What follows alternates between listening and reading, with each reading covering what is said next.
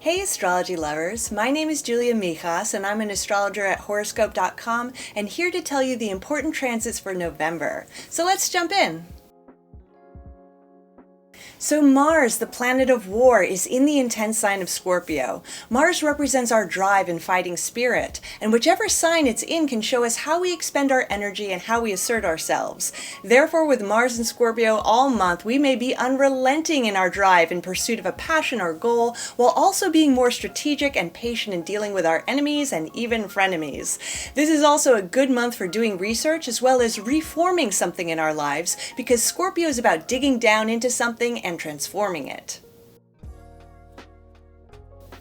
We've got a new moon on the 6th in 12 degrees Scorpio, and it's right in the crosshairs of 2021's transiting Uranus-Saturn square. The Uranus-Saturn square has been going on all year as the planet of limitation, which is Saturn, has been dancing with that super rando planet Uranus. We may all have had to deal with unexpected restrictions this year, and this new moon ain't going to be an exception. What's also wild about this lunation is that Uranus is going to be closest to our planet Earth than it's going to be all year at the same time.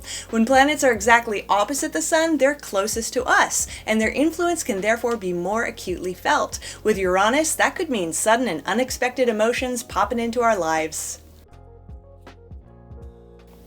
And Mercury is all over the map this month because it starts in Libra, then enters Scorpio on the 6th, and then goes into Sagittarius on the 25th.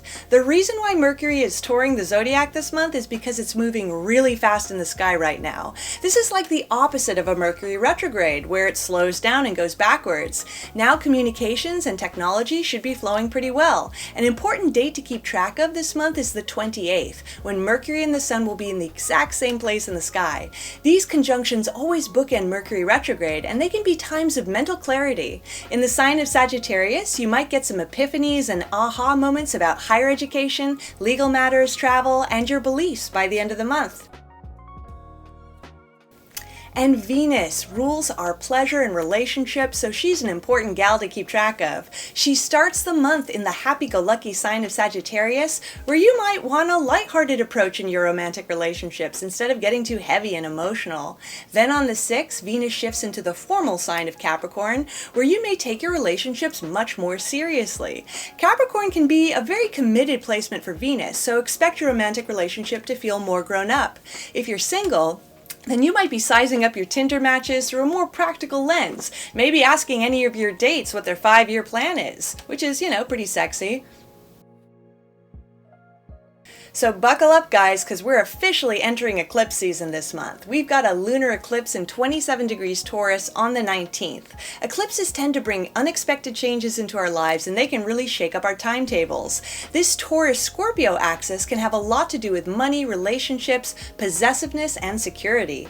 The effects of an eclipse can take a couple of months to unfold, so expect the unexpected this winter when it comes to our financial systems, our personal and collective security, as well as issues of possessiveness in relationship. There's a helpful square from the planet of growth, Jupiter, and while Jupiter is a lucky planet, it can have a very hard time knowing when to slow down.